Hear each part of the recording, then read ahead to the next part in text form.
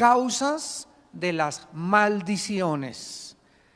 Deuteronomio capítulo 11, versículos 26 al 28. He aquí, yo pongo hoy delante de ustedes la bendición y la maldición. La bendición, si oyereis los mandamientos de Jehová vuestro Dios, que yo os prescribo hoy. Y la maldición, si no oyereis los mandamientos de Jehová vuestro Dios, y os apartareis del camino que yo os ordeno hoy, para ir en pos de dioses ajenos que no habéis conocido. Y en el libro de Proverbios, capítulo 26, el rey Salomón escribió estas palabras. Proverbios capítulo 26, versículo 2. Como el gorrión en su vagar y como la golondrina en su vuelo, así la maldición nunca vendrá sin causa. La maldición nunca vendrá sin causa. Amados santos de Dios, es importante que nosotros, conforme vayamos creciendo en el Señor, vayamos entendiendo que estamos en un mundo físico que alcanzamos a percibir con nuestros 5 sentidos: la vista, el oído, el olfato, el gusto, el tacto. Pero la Biblia es un libro que nos corre las cortinas. De ahí viene la palabra apocalipto o apocalipsis, que significa descorrer el velo, y nos permite asomarnos. Es Dios el que nos da esta revelación de que existe otro mundo junto a nosotros o paralelo a nuestro mundo, a nuestra existencia.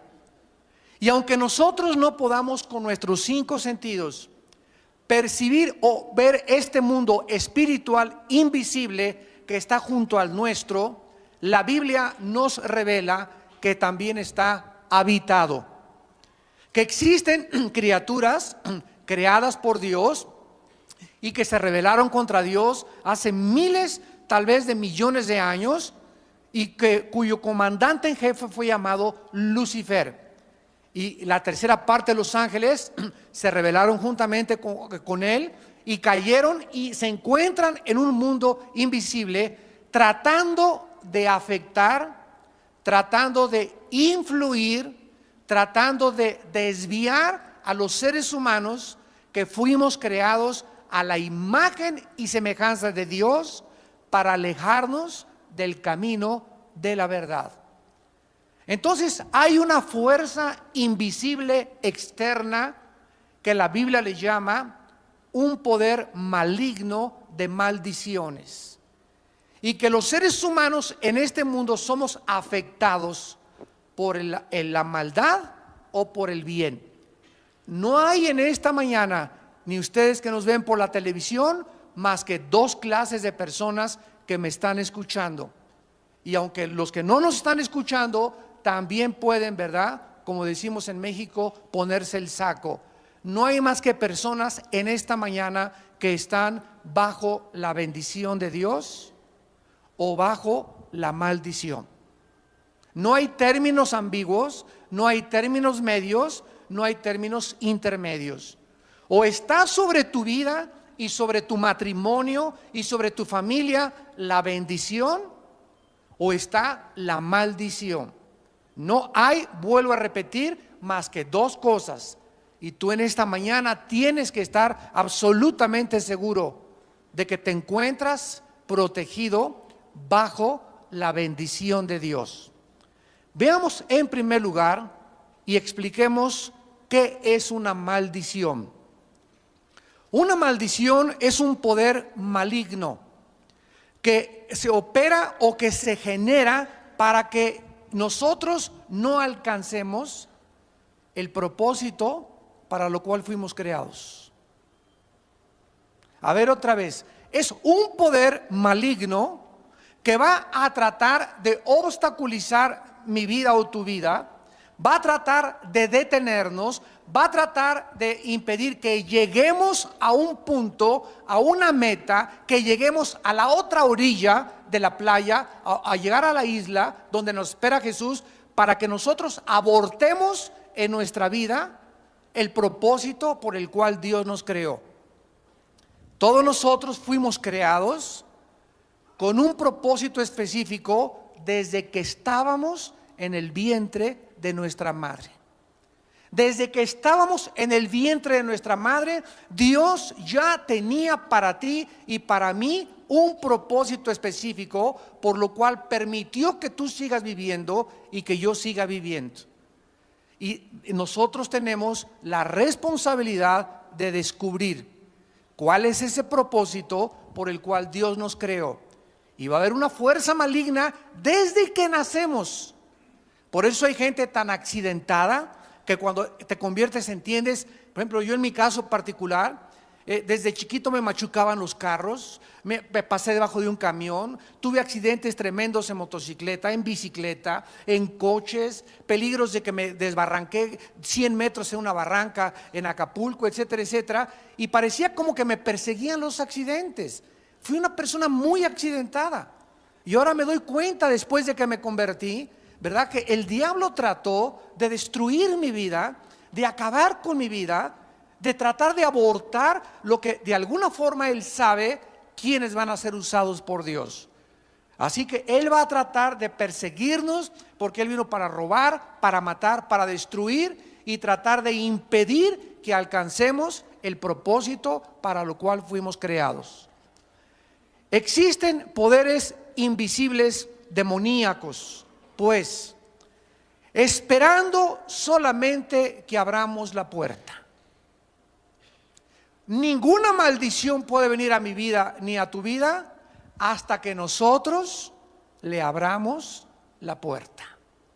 Esto es algo muy importante que nos revela el libro de Eclesiastés, capítulo 10, versículo 8.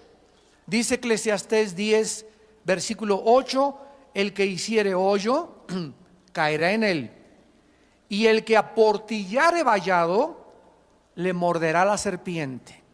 Esto es lo mismo que Dios le dijo en Génesis 4:7 a Caín. Caín, el pecado está tocando a la puerta. Todos los días hay tentaciones que son: ¿me das chance de entrar a tu corazón?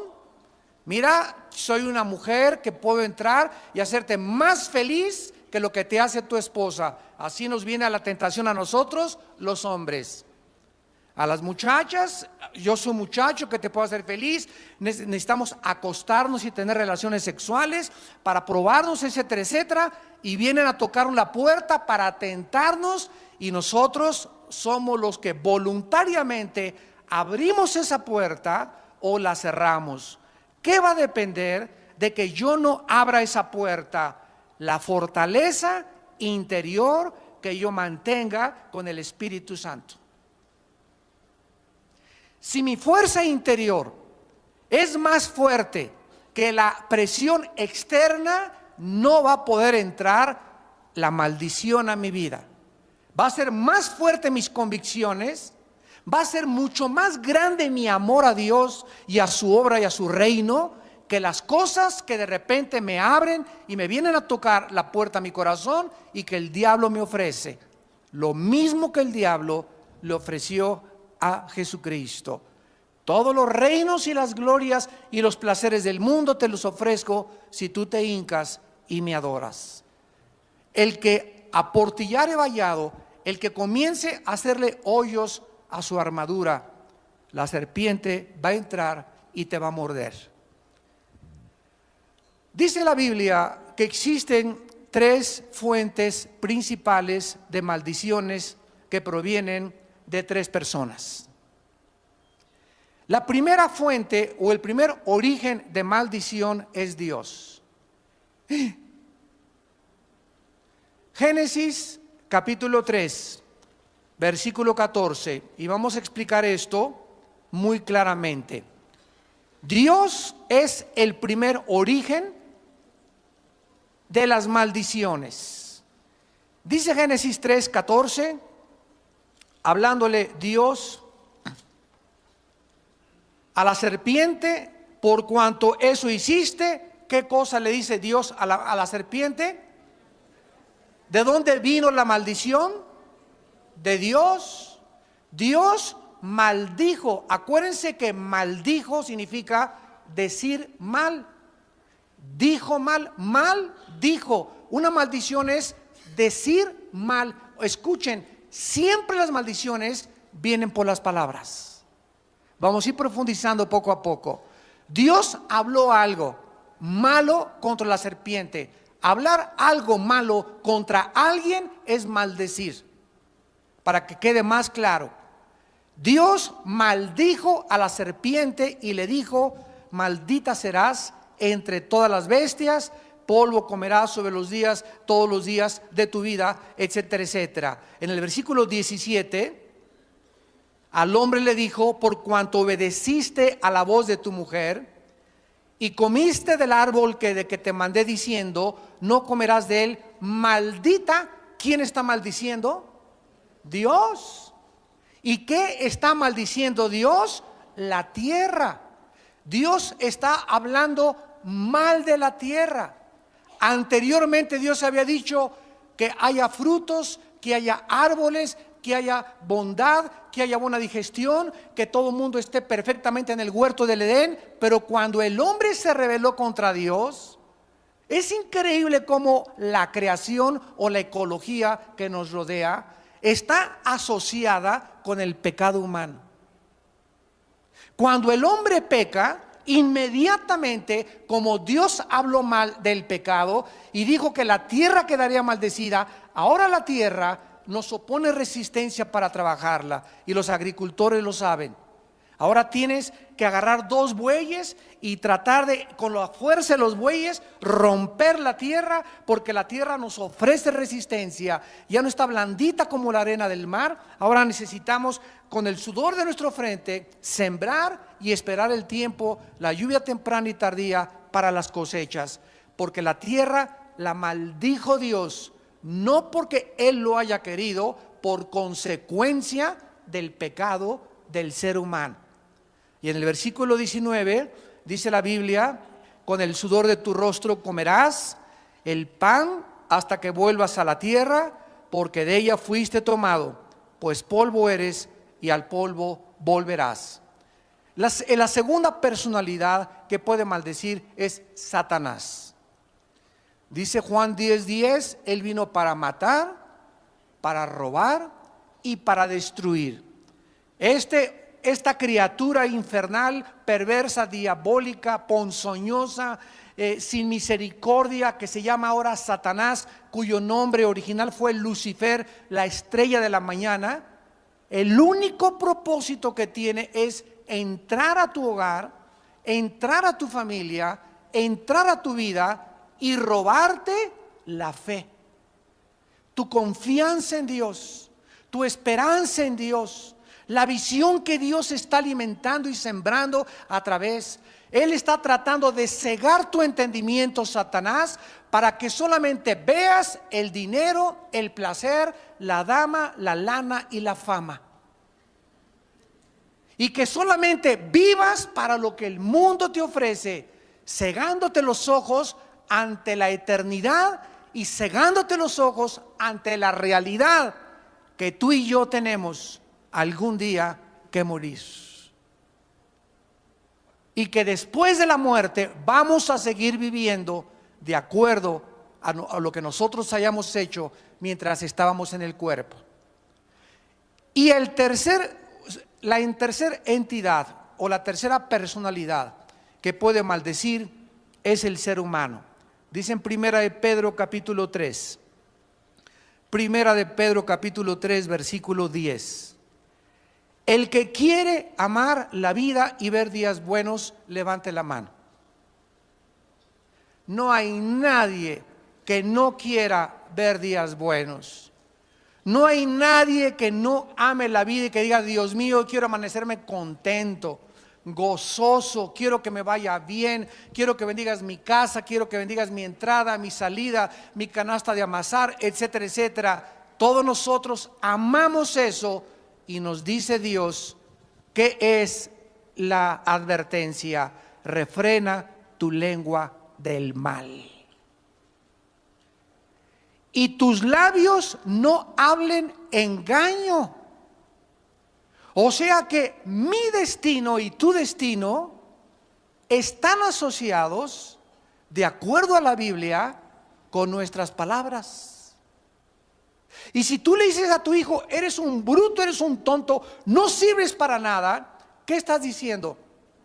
Mal diciéndolo. Estás hablando mal de él y lo estás humillando, y ese niño, eso que tú le dijiste, va a entrar como una espada a su corazón y va a crecer con esa maldición hasta que tú no te arrepientas y tú puedas quitar esa maldición de la vida, de las cosas que has hablado de tus hijos. Una mujer que le dice a su esposo, no sirves para nada, ni con Viagra la haces. ¿Qué está haciendo? Lo está maldiciendo. Y no necesita golpearlo, con eso le ha herido profundamente en su alma, y ese hombre va a vivir muchos días o muchos años con una amargura tal contra esa mujer por las palabras de maldición que ella expresó en contra de su compañero y de su amante y de su esposo. Cuando nosotros hablamos mal de alguien, ya viste fulanito de tal, y ya viste aquel, etcétera, etcétera, estamos hablando y acarreando a nuestra vida una fuerza maligna que se llama maldición, por hablar mal de las personas. Cuidado con esos que son chismosos. No hay maldición más grande que pueda venir sobre tu vida y tal vez no te va tan bien en la vida como te va, porque eres el chismoso de Azcapotzalco Los Altos. Tienes el ministerio en la iglesia del chisme. Y todo lo propagas y todo lo corres, aun cuando no has verificado la fuente de donde proviene el rumor. Eso Dios lo odia.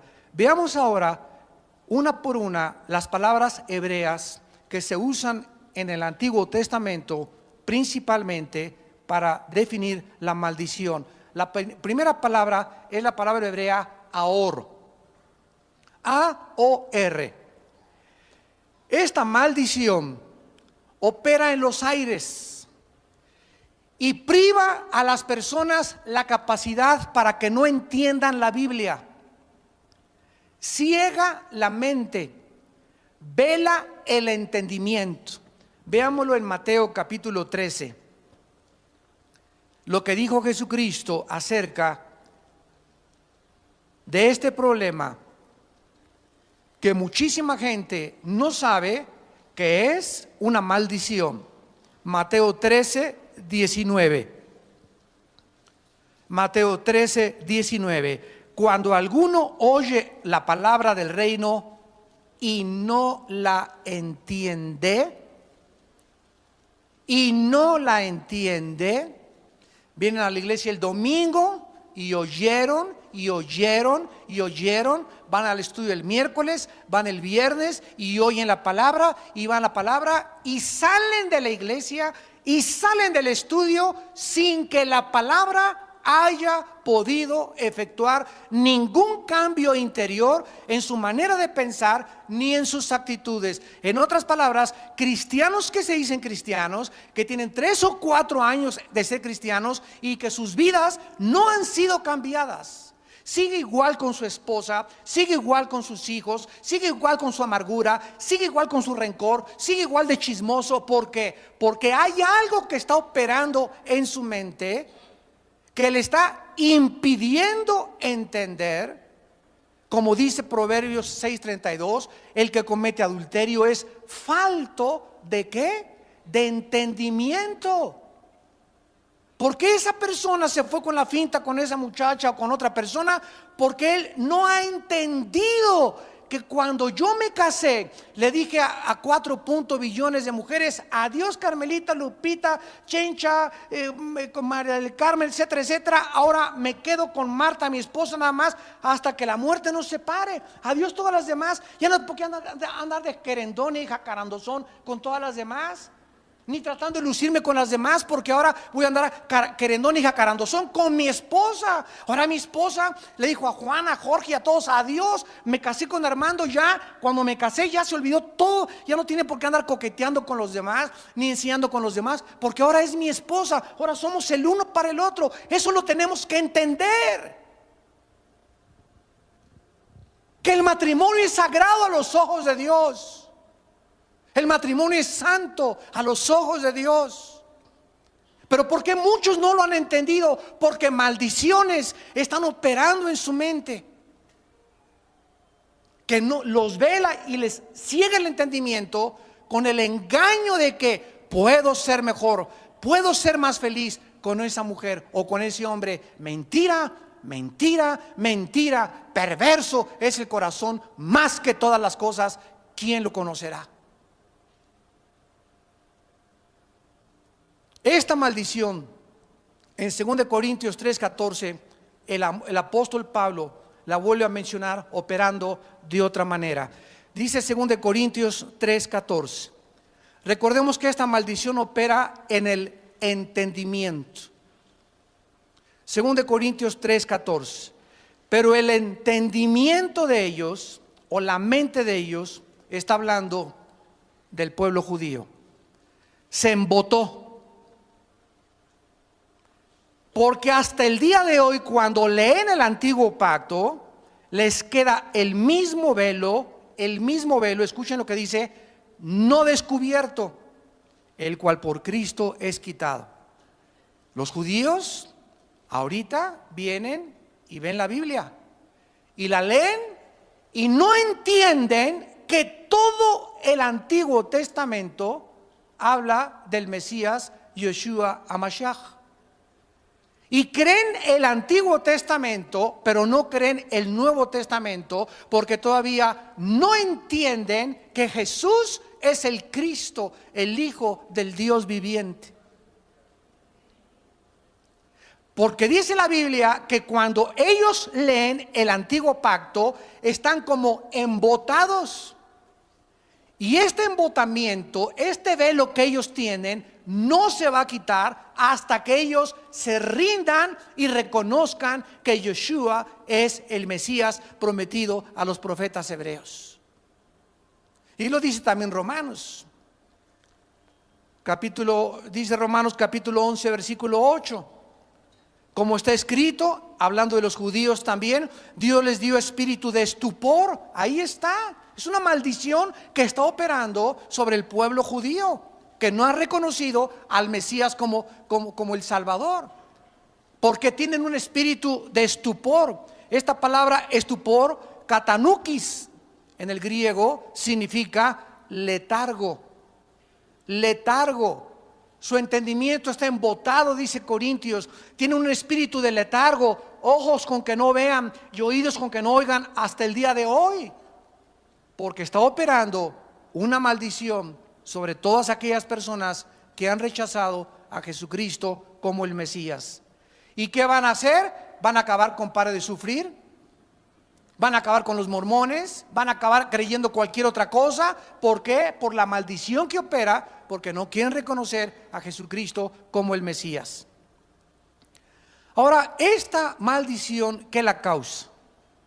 Vean ustedes algunas causas que pueden llevarte a que tu entendimiento se embote. La primera y la más importante es cuando se maldice a los judíos o a los hijos de Dios. Génesis 12, versículo 3. Dios le dijo a Abraham: bendeciré a los que te bendijeren y maldeciré a los que te maldijeren. Todos aquellos que han maldecido a los judíos, romanos, babilonios, griegos, persas, iraníes persas, sumerios, egipcios, cayó el juicio de Dios en la historia sobre todos estos imperios, que no es coincidencia que el factor común denominador que prevaleció en todos los imperios antiguos fue el odio al pueblo de Israel. Y ahora dice en Gálatas capítulo 3 que nosotros somos la simiente de Abraham. Así que ahora el que maldice a un cristiano,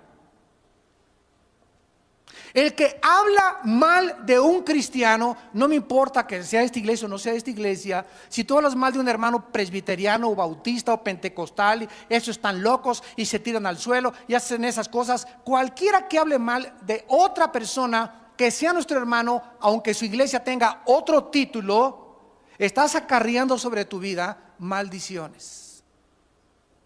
Porque esas personas que tú estás hablando son cuerpo, miembros del cuerpo de Cristo. Y estás lastimando el cuerpo de Cristo. Al hablar mal de un cristiano, te estás lastimando a ti. Es como si mi mano derecha agarra un martillo y le pega a la mano izquierda. Y le dice, pues tú no eres mano derecha, yo soy mano derecha y tú eres izquierda, así que yo soy mejor que tú. Y no sabemos que todo el cuerpo, mi hígado, mis riñones, mi mano, mi oído, todo funciona para que la cabeza pueda estar bien coordinada. Pero cuando nos lastimamos unos a otros, es cuando comenzamos a acarrear sobre nuestras vidas maldiciones. En segundo lugar, esta maldición la acarrea cuando se habla mal de los líderes espirituales, principalmente de los líderes espirituales. Primera de Timoteo 5, versículo 19, contra un anciano. Esta palabra anciano, presbúteros en el griego, no es anciano de viejito, no es una persona cronológicamente de edad, es un líder espiritual. Contra un líder espiritual no admitas acusación más que o sino que con 2 o 3 testigos. ¿Quieres acusar a un líder espiritual? No me vengas a mí con un chisme, y menos si se trata de un pastor. Si tú me traes un chisme, tráeme los 2 testigos que vieron, que atestiguaron, etcétera, etcétera, y entonces se le puede a esa persona señalar con el dedo. Mientras tanto, ten mucho cuidado, porque puedes acarrear sobre tu vida maldiciones. En tercer lugar, esta maldición ahora es acarreada con los hijos que no respetan a sus padres. Efesios capítulo 6. Hijos que no respetan ni honran a sus padres. Efesios 6, del 1 al 3. Dice la Biblia: hijos, obedeced en el Señor a vuestros padres, porque esto es justo. Honra a tu padre y a tu madre, que es el primer mandamiento con promesa, para que te vaya bien. Escúchame, en la vida te irá tan bien como tú tengas una relación adecuada con tus papás. Pero yo quiero a mi esposa, pero mi mamá no la quiero. Es que usted no sabe lo que mi papá me hizo. Mira, no sé lo que tu papá te haya hecho, no sé lo que tu mamá ya te haya hecho, ni la clase de padres tampoco que tuviste. Dios me manda un mandamiento y voy a vencer esos sentimientos y le voy a decir: Señor, aunque mi padre me hizo esto, aunque mi madre me hizo esto, Señor, si hay posibilidad de honrarlos, los voy a respetar, nunca voy a hablar mal de ellos y voy a pedir por ellos. Y todo el mal que me hicieron, tú eres juez y tú los vas a condenar y tú los vas a juzgar. Pero yo soy hijo, yo soy hija, y mi responsabilidad y mi obligación es honrarlos y respetarlos hasta el día de su muerte. Si es que quieres que te vaya bien en la vida. ¿Cuántos de ustedes han fracasado en la vida precisamente porque ni se imaginaron que no le han pedido perdón a su madre o a su padre de hace 1 año o 2 años o 4 o 5 años? O a lo mejor tienes 10 años que ni siquiera le hablas a tu madre ni a tu padre, y que no te ocupas de ellos hablándoles por lo menos una vez a la semana, o proveyendo para sus necesidades económicas. No, mejor a la vieja la encierro en la guardería, en el asilo mejor. Y esa actitud, ese corazón de ser malagradecidos con aquella que te trajo al mundo, que te cambió los pañales, que te dio el biberón, que cuántas veces oró por ti, o ese padre que sufrió por ti y que sudó por ti y que trabajó por ti, y crezcas para que tú le digas, ¿verdad? Viejo, loco, anticuado, o que insultes a tu madre. Escúchame, hay una maldición bien grande sobre tu vida, y ustedes que nos ven por la televisión, hasta que tú le pidas perdón a tus papás. Otra causa son las relaciones sexuales ilícitas. Levítico capítulo 18. Las relaciones sexuales ilícitas son la causa de esta maldición que opera y que te puede embotar la cabeza y hasta llevarte al psiquiátrico algún día. Dice la Biblia en Levítico 18, 22 al 23. Levítico 18, 22 al 23. No te echarás con varón como con mujer, es abominación. No te puedes acostar hombre con hombre, mujer con mujer. Esto es abominación delante de Dios. Ni con ningún animal tendrás ayuntamiento amancillándote con él, ni mujer alguna se pondrá delante de un animal para ayuntarse con él. Es perversión. Dios está condenando aquí dos pecados sexuales que son el homosexualismo y el bestialismo. Dios es el creador del sexo, y el impulso sexual que nosotros tenemos fue diseñado por Dios y es lo más precioso y lo más lindo que existe para ser usado dentro del campo y de las funciones para lo cual Dios lo diseñó. Como el ser humano desconoce la Biblia, y el cine, la televisión y Casanova y los artistas nos muestran que ya se acuestan antes de casarse y viven antes de casarse en amaciato, etcétera, etcétera. Entonces el mundo ha seguido ese patrón, pero tenemos ahora un ejemplo que es la Biblia y que tenemos a Jesucristo. Y Dios diseñó el sexo para ser usado única y exclusivamente dentro de la esfera del matrimonio. Usar el sexo fuera del matrimonio, hombre con hombre, mujer con mujer o con animales, Dios lo condena y acarreas en tu vida maldiciones que no te puedes imaginar. Nunca te podrá ir bien en la vida mientras haya en tu vida perversiones sexuales. Dios, dice la Biblia en Colosenses capítulo 3, en el Nuevo Testamento, hablando acerca de los problemas tan graves que existen en el área sexual. Dice Colosenses capítulo 3, versículo 5 y 6: hagan morir lo terrenal en ustedes: fornicación, impureza, pasiones desordenadas, malos deseos y avaricia, que es idolatría, cosas por las cuales la ira de Dios viene sobre los hijos de desobediencia.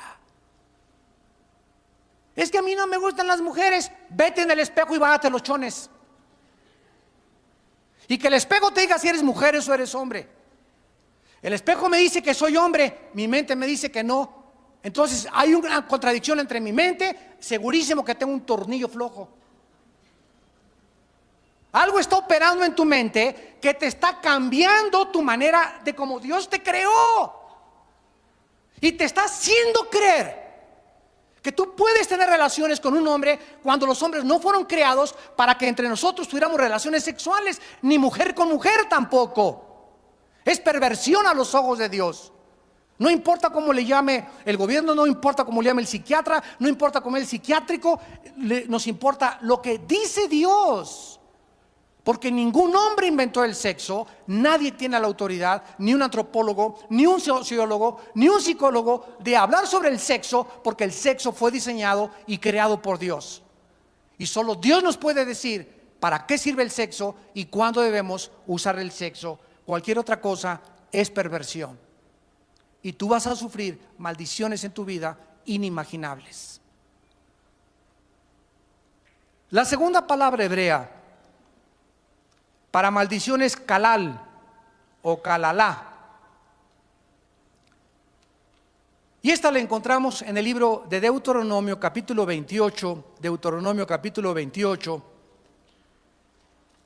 Y esta maldición es la causa de una profunda crisis en la fe.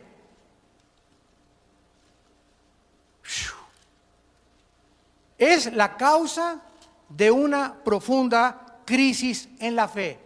En otras palabras, kalal ataca al espíritu. Ahora ataca la mente.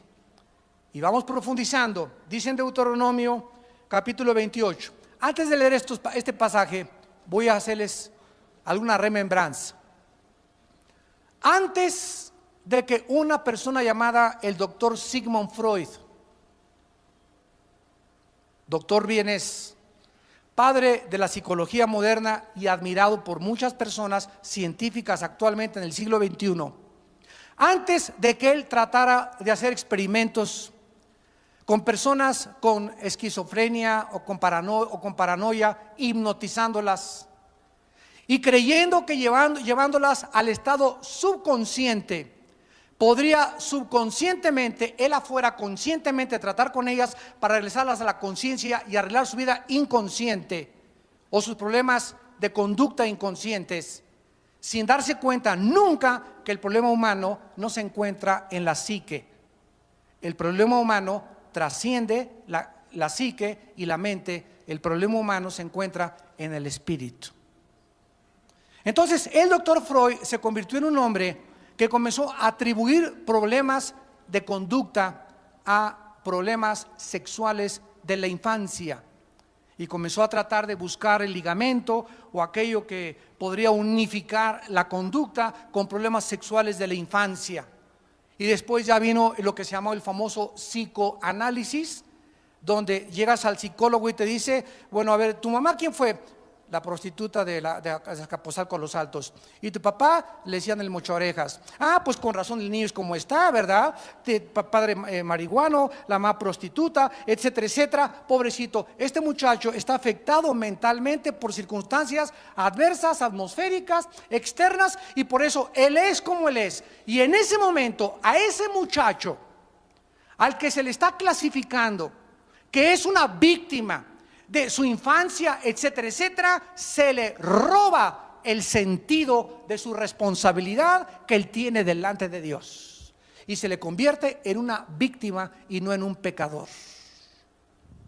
Si me están siguiendo con calma. La psicología entró a robarnos a nosotros la consejería bíblica y a atribuir los problemas mentales a circunstancias externas, y aunque tiene mucho que ver, claro, que el medio ambiente y porque muchos son así, la persona al llegar a la mayoría de edad, todos tenemos la responsabilidad que si tu mamá fue la prostituta de Atenco y tu papá fue el más grande narcotraficante y tuviste en 4 orfanatorios, ahora tienes delante de ti a una cruz,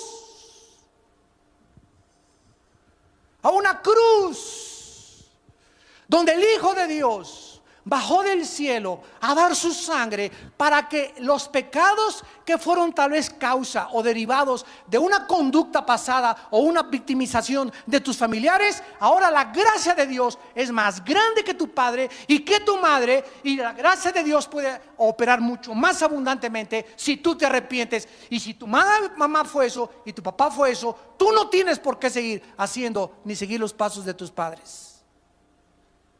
No tienes ninguna excusa para decir soy como soy, porque Dios te ofrece el perdón y Dios te ofrece la medicina y Dios te ofrece la sanidad. No hay nadie que pueda en este mundo decir es que yo soy como soy por mi mamá, y si yo hubiera tenido otro padre, y si tuviera otro esposo, y si tuviera otra esposa, ¿sabes una cosa? Eres como eres porque así escogiste serlo y así quieres serlo, y es tu dicha y tu gusto. Y si tú quieres dejar de ser como eres, pídele ayuda a Dios y Él te va a dar el poder para cambiar y dejar de ser la persona que crees que eres. La Biblia nos muestra claramente que los pecados sexuales comienzan a afectar con síntomas físicos como son el nerviosismo, síntomas mentales con falta de concentración, pesadillas en la noche, paranoias. La paranoia, si ustedes no lo conocen, es un término psicológico que significa delirio de persecución. Crees que todo el mundo está contra ti. Crees que todo el mundo habla. Te subes a un camión y crees que todos te están mirando a ti. Llegas al cine y crees que todos voltean a verte a ti. Caminas y crees que toda la gente está sobre ti. Llegas a un lugar y crees que la atención está sobre ti. Esto se llama paranoia. Dice la Biblia en Proverbios 28, huye el impío sin que nadie lo persiga. Ahí está la paranoia, hace 3000 años por Salomón. Mas el justo vive confiado como un león.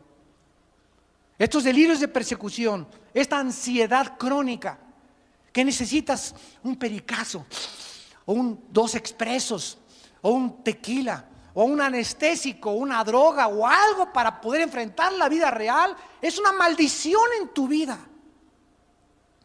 No puedes vivir en tus 5 sentidos porque necesitas algo externo que opere y pueda influir químicamente en tu cuerpo para que te dé paz mental. Y esta es la razón, y lo digo con mucho respeto, por la cual todos los psicólogos y los psiquiatras, escúchenme, sin ninguna excepción, manejan a sus pacientes con pastillas tranquilizantes. Un psicólogo y un psiquiatra no tienen absolutamente ninguna otra terapia más que bajo el paraguas de la ciencia y la medicina, 3 miligramos de Valium, de Coanil, y dice la hermana, hermano, sí, estoy tomando tranquilizantes, pero con prescripción médica. Con prescripción médica, mi querida hermana, va a convertirse usted en una drogadicta antes de 6 meses. Porque va usted a acostumbrar su organismo a que si no se toma su chocho, no se levanta. Si no se toma su chocho, no se acuesta. Si no se toma su chocho, no está tranquila. Y cuando usted quiere enfrentar solo 5 sentidos, se va usted a dar cuenta que es dependiente de pastillas tranquilizantes. Y cuando una persona toma tranquilizantes, es igual que se marihuanará, o que tomara marihuana, es igual que se metiera heroína o coca, con un efecto mucho menor desde luego, pero es una persona adicta a las drogas. Eres una drogadicta, eres un drogadicto. Pero ahora la gente decente toma tranquilizantes, los corrientes, heroína y cocaína. En Deuteronomio 28, en el versículo 64 en adelante, Dios le está advirtiendo a su pueblo, de veras, bendita palabra de Dios. ¿Qué haríamos, amados santos? ¿A quién consultaríamos? ¿Quién nos puede decir la verdad de la vida?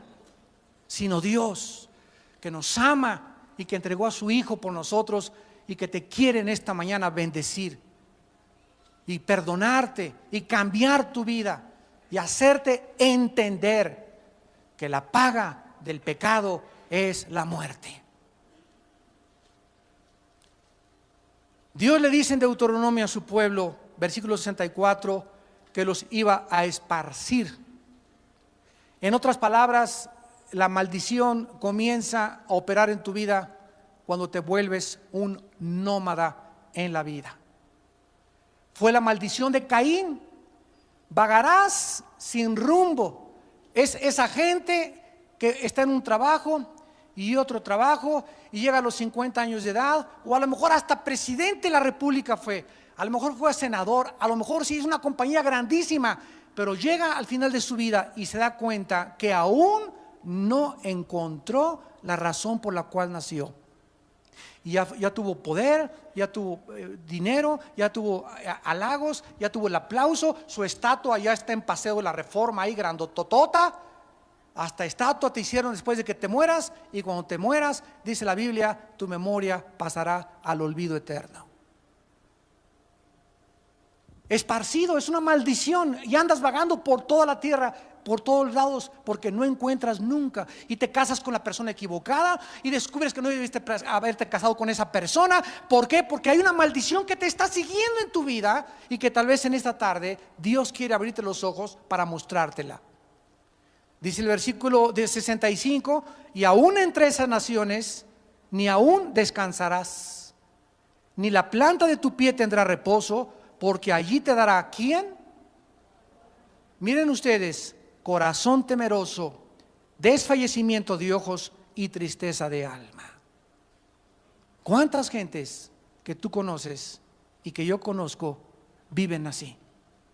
No descansan, no tienen paz en sus vidas, y tienen muchas cosas que tú y yo no tenemos, pero no tienen esa paz que sobrepasa el entendimiento. Tienen tristeza continua en su alma, un corazón temeroso, desfallecen continuamente por cualquier cosa, porque no tienen una fuerza interior que los sostiene. Como dijo el Salmo 27: aunque un ejército me rodeare, Jehová es mi luz y mi salvación, no temeré mal alguno. Hubiera yo desmayado si no supiere que el Señor me sostiene, y si no creyere que mi alma le verá cara a cara. ¿Quién es el que nos sostiene? Dios. ¿Quién me da fuerza para seguir viviendo? Dios. ¿Quién me hace que pueda enfrentar tribulaciones y tormentas? Dios. Y si no es Dios, huimos ¿a dónde? ¿A dónde? ¿Al psiquiatra para que te enchoche? ¿Al psicólogo? ¿A la droga, al alcohol, a otras mujeres? ¿Y vas a seguir vagando en la vida y buscando otro hombre? Ay, me decepcionaron las mujeres. Vete con otra mujer y te van a decepcionar peor todavía. Y tendrás tu vida, versículo 66, como algo que depende de ti, que pende delante de ti, y estarás temeroso de noche y de día y no tendrás seguridad en tu vida. Por la mañana dirás: ¿quién diera que fuera la tarde? Y a la tarde dirás: ¿quién diera que no fuese la mañana? Por el miedo de tu corazón con que estarás amedrentado y por lo que verán de tus ojos. ¿Cuántos de ustedes al levantarse no quisieran no levantarse? No levanten la mano.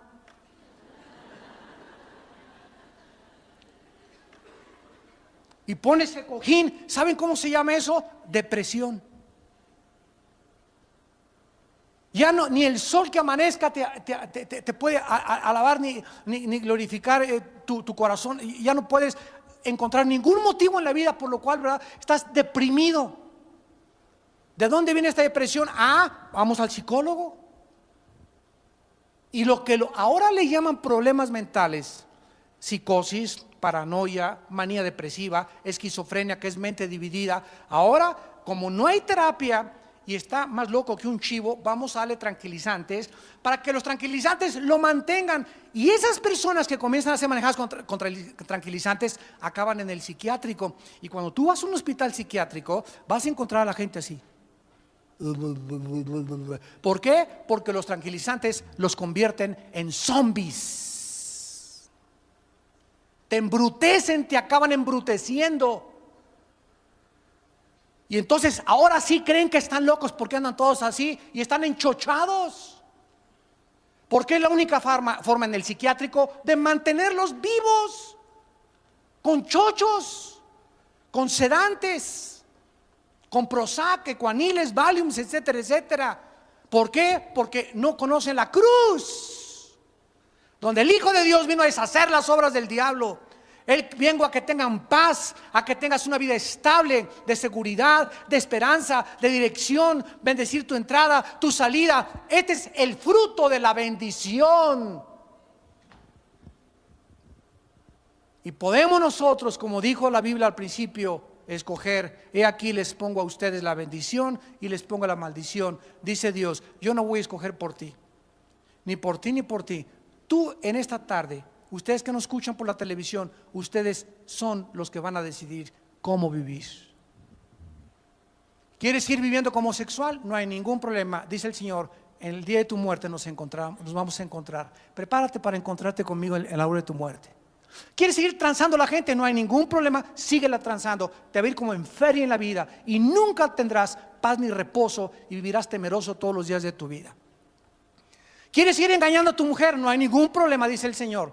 En 1 de Pedro capítulo 3 versículo 7.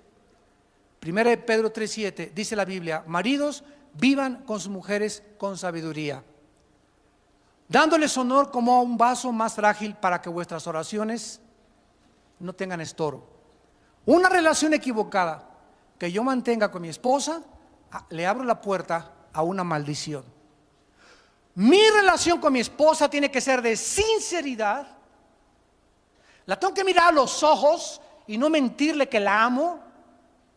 Tengo que verla sinceramente con el corazón, y que aunque esté gorda y panzona, o él está chaparro y calvo y gordo, cárgalo, no lo vas a tener que cargar, ¿verdad? Es tu esposo, es tu esposa, y tenemos que tratar de mantener estos votos para que Dios nos bendiga. Porque la paga del pecado es la muerte. Aquí les pongo la bendición y la maldición. Ustedes escojan. Ustedes son seres morales, dice la Biblia, racionales, no somos animales. Dios nos dio un libre albedrío para ser responsables de nuestros actos. Y cada decisión que tú tomes en la vida, y cada decisión que yo tome, tiene consecuencias. Hay consecuencias de nuestros pecados. Como me dijo hace unos días un hermano: pues sí, a pequeños me perdonó. Y yo le contesté: es verdad, hay perdón de la sangre de Cristo, pero prepárate, porque hay una cosecha que tienes que recoger. La cosecha no la podemos evitar, la cosecha la tenemos que recoger. Con la única diferencia que cuando una persona se arrepiente, ahora Dios nos acompaña a recoger esa cosecha. Se recoge mucho más fácilmente que con un corazón amargado y no arrepentido. Y para terminar, otra maldición es la palabra arar. Arar, y esta la encontramos en Malaquías 3:19, y es una maldición que sigue y ataca económicamente al ser humano, principalmente, desde luego, a los que se dicen que siguen a Jesucristo. Arar, como arar la tierra, A-R-A-R. Malaquías 3, versículo 9. Es la palabra que se usa en el hebreo cuando dice: malditos sois con maldición, porque ustedes, la nación toda, me habéis robado. Dios nos dio dinero y una entrada a todos nosotros. Uno gana 5,000 al mes, otro 15, otro 30. Hay personas que ganan 50, 100 mil pesos, para que apartáramos ya no el diezmo, sino, dice 1 Corintios 16, lo que está en nuestro corazón. Si el diezmo en el Antiguo Testamento, ahora yo sería muy legalista si solamente el diezmo le doy a Dios. ¿Por qué nos pide Dios una parte de nuestro salario? Porque en el momento en el que yo obedezco por fe y entiendo que si yo le doy eso a Dios, estoy demostrando que no estoy aferrado a mi dinero, ni es un ídolo mi dinero. Al entregar eso a Dios, le estoy demostrando que confío en Él y que es verdad lo que Él dice. Y aunque mis cuentas me digan: es que tengo que pagar la letra del carro y la letra de la casa y la hipoteca, etcétera, etcétera, no me alcanza. Antes de hacer mis cuentas, primero le doy a Dios mi diezmo. Y Él milagrosamente, porque Él es el Dios todopoderoso, me va a bendecir lo que me queda. El 90% me lo va a multiplicar. Y me dice Dios: pruébame si no lo puedo hacer. Malditos sois con maldición, porque me habéis robado. ¿Cuántos de ustedes tal vez siguen ganando buen dinero, pero han descubierto una maldición? ¿Sabes cuál es un síntoma? Que lo que ganas no lo disfrutas y cada vez necesitas más. Ya ganaba 25,000 pesos y ahora gano 35,000 y sigo con las mismas deudas, porque ahora, como gané 10,000 pesos, me eché más y me doy cuenta que soy una persona mal administrada y me rebaso las tarjetas de crédito porque no tengo la bendición de Dios. Aunque Dios me permite que tenga más dinero, no me da Dios la bendición de disfrutar lo que yo tengo. Eclesiastés capítulo 6, 1 al 2 dice Salomón, he visto un mal debajo del cielo, y es aquella persona a quien Dios le da dinero, casa, propiedades, no le falta absolutamente nada de lo que su alma desea. Pero Dios no le da la facultad o el don para disfrutar lo que tiene. Y así puedes tú tener $1 millón e irte a Israel, irte a Europa, y vas y vienes como te fuiste, ¿verdad? Parece que nomás fuiste, no pasaste San Mateo Atenco. No disfrutas la vida, no disfrutas tu coche, y ahora quieres otro, y ahora quieres un avión, y ahora quieres esto, y nunca estás contento ni satisfecho, y te vuelves vanidoso, vanagloriosa, presumida, tratas de buscarte cada vez más abrigos costosos, etcétera, etcétera. ¿Por qué? Porque hay una maldición operando en tu vida, porque le estás robando a Dios.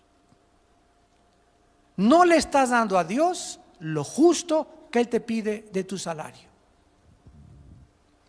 He aquí os pongo la bendición y la maldición, dice el Señor.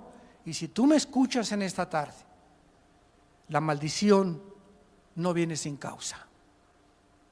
Si hay algo en tu vida que te está obstaculizando, impidiendo, quitándote el entendimiento, bloqueándote, quitándote la dirección de tu vida, es un poder maligno, invisible, operando porque tú vives en desobediencia a Dios. No quisieras en esta tarde romper esas maldiciones, pidiéndole a Dios con todo tu corazón que llene tu alma, arrepintiéndote si hay alguna área que el Espíritu Santo te ha tocado, y viniendo a la cruz en quebrantamiento con un corazón contrito para encontrar esa bendición con la cual Dios nos bendijo en el Calvario. Inclinemos nuestra cabeza. Y Cristo nos dijo: no los mando como conejitos, los mando como ovejas en medio de lobos. Estamos rodeados de problemas grandísimos, matrimoniales, con los hijos, en el trabajo, en la iglesia, con el gobierno, y agreguémosle tsunamis, terremotos, huracanes, etcétera, etcétera. Hoy es para que cualquiera diga: ¿qué estoy pasando? Me caigo, me desmayo, ya no quiero, aviento la toalla. Pero somos soldados de Cristo, somos cristianos ungidos con un espíritu no de cobardía, sino de poder. Y tenemos que entender en dónde radica nuestro poder. Fortaleceos en el Señor, dice Efesios 6:10. En Él están nuestras fuerzas y en el poder de su fuerza. En el original griego dice: saquen fuerzas de Dios, porque ustedes no tienen ningunas. Entonces, si tú estás viviendo en la carne y enfrentando los problemas en la carne, nada más te echas la persinada en la mañana y con eso crees que ya la hiciste. De vez en cuando lees la Biblia, vienen los problemas, y problemas en el matrimonio y con los hijos, en el trabajo y las cosas en el periódico, y el petróleo subió y el dólar cayó, etcétera, etcétera. ¿Quién, dice Pablo, es suficiente para estas cosas? Nadie. Somos humanos con pies de barro, somos personas frágiles, débiles. Esta es la razón por la cual el Espíritu Santo vino a nuestra vida, a infundirnos un valor que no es inherente de la naturaleza humana, y que solo a través de este poder de la oración vamos a aguantar, y vamos a poder llegar, y vamos a poder decir: no fue en vana la fe y la gracia de Dios en mi vida. Vamos pues a adentrarnos en este pasaje en Lucas 22, y lo vamos a examinar con mucho detalle, con la guía del Espíritu Santo. Saliendo se fue como solía al monte de los olivos, y sus discípulos también le siguieron. Cuando llegó a aquel lugar, les dijo: orad,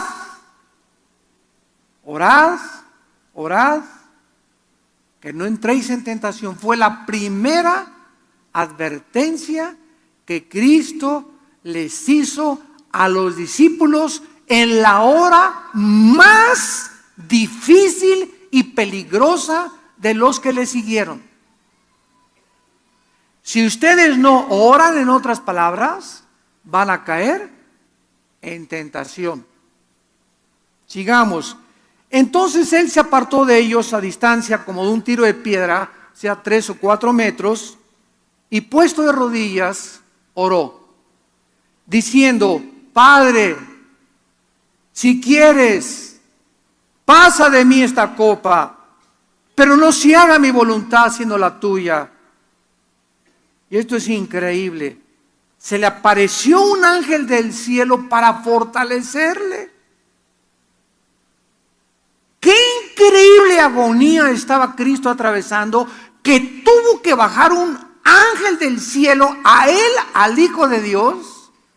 Yo estudiando este pasaje desde hace algunos meses atrás, he pensado y he orado y he tratado de entender qué agonía tan increíble atravesó Cristo, que tuvo un ángel que bajar y abrazarlo e infundirle fuerza y infundirle ánimo para que él pudiera atravesar esa prueba final como el Hijo del Hombre.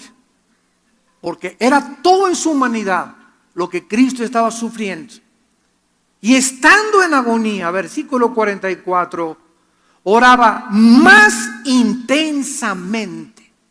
O sea, comenzó abajo a orar, subió y más presión y más presión.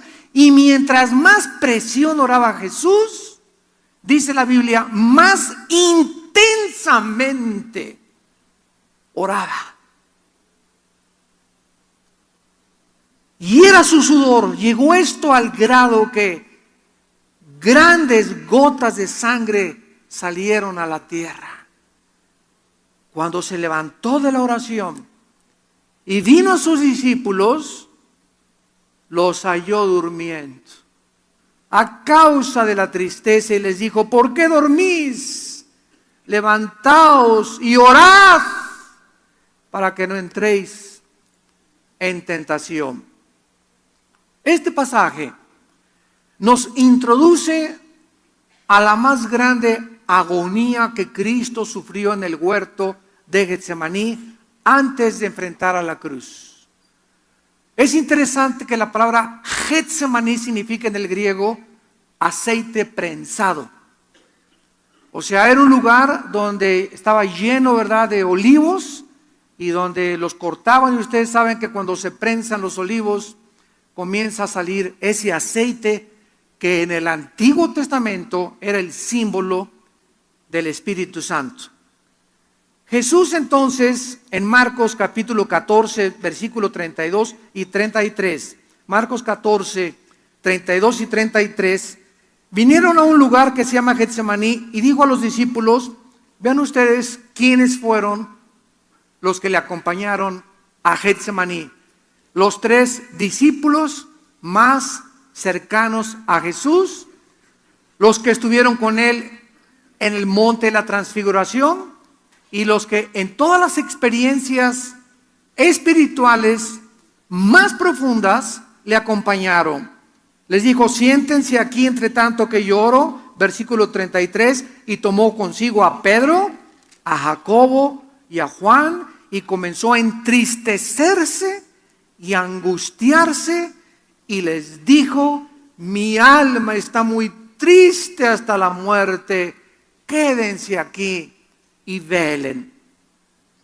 Jesús, pues, al entrar a Getsemaní, como el Hijo de Dios, sabía perfectamente bien en qué minuto, en qué día, en qué mes y en qué año iba a morir. Es el único ser humano, Jesús, que sabía perfectamente bien el futuro en este sentido. Cuando Él le dijo a los discípulos: vayan por favor a la ciudad y van a ver a un hombre con un cántaro de agua, y él va a entrar a una casa. Entren a esa casa y díganle: dice el Señor que le prepares en el piso de arriba un aposento para la última cena.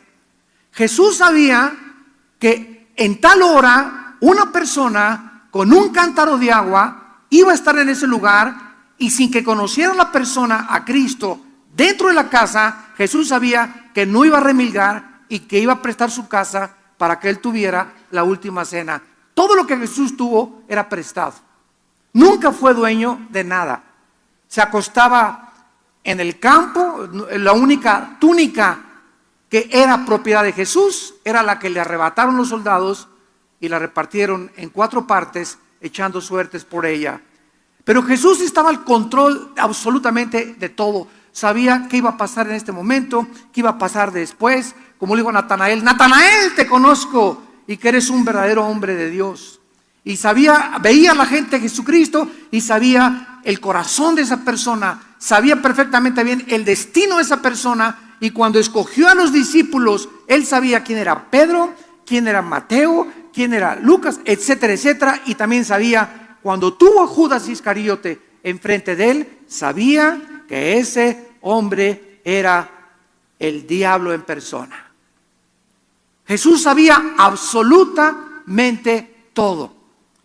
Entonces Jesucristo toma a estos 3 discípulos a que oren con él y a que velen y le acompañen por la pesadísima carga que tenía en su alma, porque sabía lo que le esperaba horas después, a pesar de que también sabía que iba a ser resucitado a los 3 días.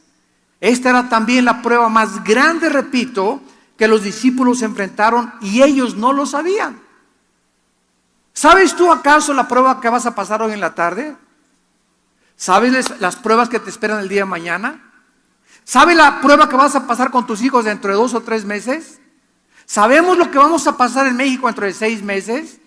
¿Sabemos qué va a pasar con tu matrimonio en los próximos 8 meses? Ninguno de nosotros somos dioses.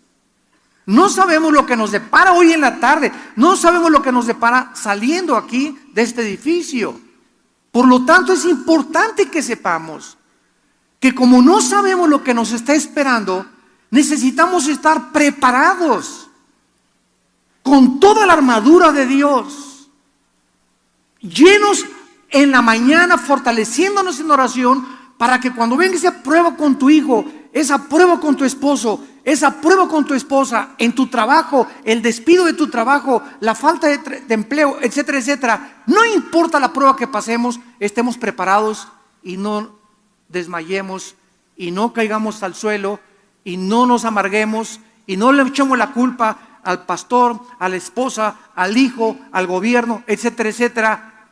Y de esta manera podemos continuar caminando y Dios nos ve que seguimos caminando. Vino la prueba y nos pegó la cachetada, y vino la otra prueba y nos tambaleó, pero no nos tumbó al suelo, y seguimos caminando porque nuestra fortaleza viene de la comunión que tuvimos con Dios, que tenemos con Dios todos los días en oración.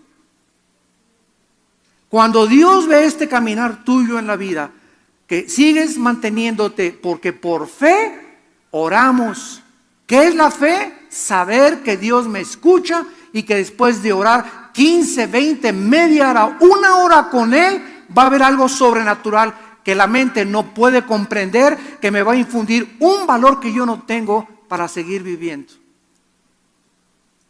Cuando Dios ve eso, dice en Isaías 40:31, los que esperan en Jehová.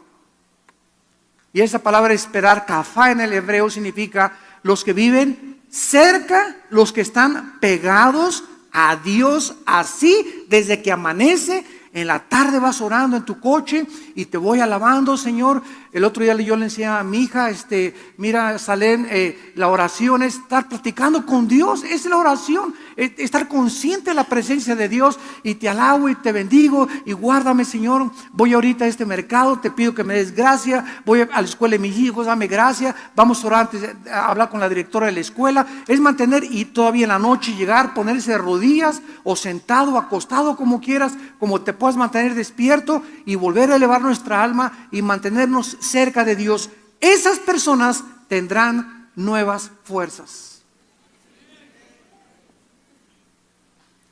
Esas personas van a llegar a su casa, Señor, ya no aguanto, ya quiero tirar la toalla, pero vienes y te hincas y otra vez te pones en contacto, te enchufas con la fuente de energía y entra otra vez una fuerza sobrenatural a nuestra vida y te levantas, pero girito como el gallito. A ver que se me aviente el gallo giro. ¿Y de dónde saqué esas fuerzas? No son mías. Y me doy cuenta, vas a descubrir que es sobrenatural. Oye, comadre, pero ¿cómo está usted tan alegre si El compadre ya la dejó esto y el otro, porque Dios es mi fortaleza, comadre.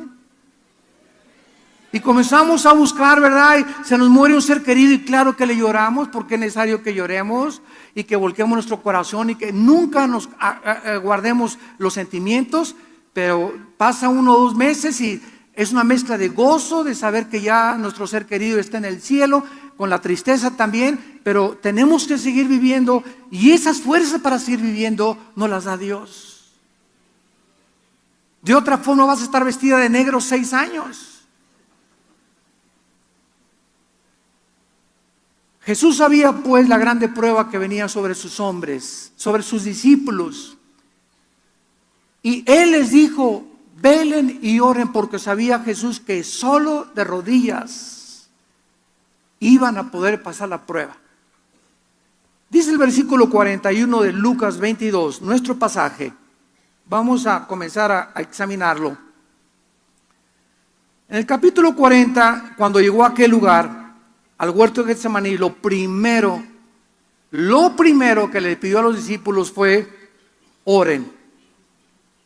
¿Por qué? Porque ellos no sabían, pero viene sobre ustedes una grande tentación.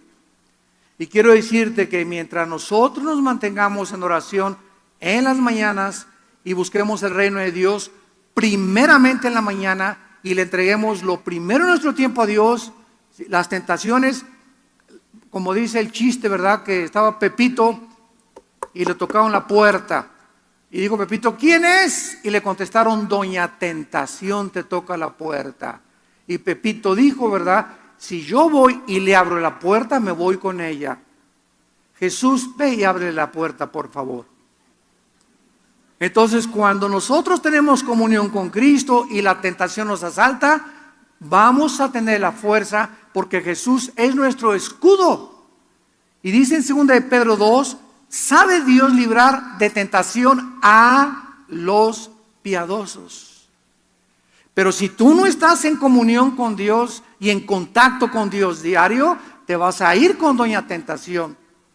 ¿Y por qué caí con mi novio en fornicación? ¿Y por qué cometí adulterio? ¿Y por qué hice este negocio que sabía que era una tranza que mi compadre me propuso y ahora me andan buscando para meterme a la cárcel?